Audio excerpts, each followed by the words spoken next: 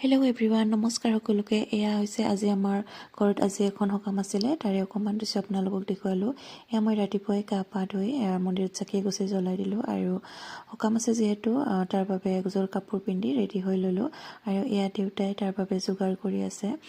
ভকতসকল আহি পোৱা নাই বাৰু, তথাপি যোগাৰ এয়া সকলোবোৰ ৰেডি কৰি লৈছে আৰু চাকি এগছি জ্বলাই দিছে। আৰু তাৰপিছত এয়া আমাৰ বৌ আৰু জেঠীমাহঁতে পাচলিবিলাক কাটি আছে ভাত বনাবৰ বাবে। আৰু এয়া মই চাহৰ যোগাৰ কৰি আছে, তেওঁলোকক চাহ দিলোঁ। আৰু এয়া ভকত আহি পালে, এয়া ভকতসকলে পুথিপঢ়া ষ্টাৰ্ট কৰি দিলে আৰু আনফালে ভাতো বনাই আছে।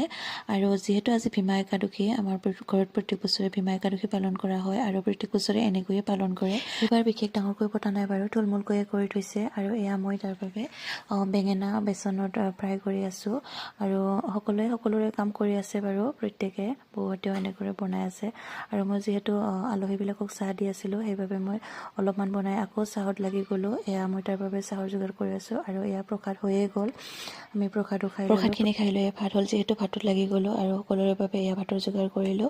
আৰু প্ৰথমতে আমি ভকতসকলক খোৱালোঁ, তাৰপাছত বাকীসকলে খালে আৰু একদম শেষত আমি বহিলোঁ, আমিও ভাত পানী খাই তাৰপিছত ভকতসকলক বিদায় দিলোঁ আৰু বাকীসকলেও ঘৰা ঘৰি গুচি গ'ল।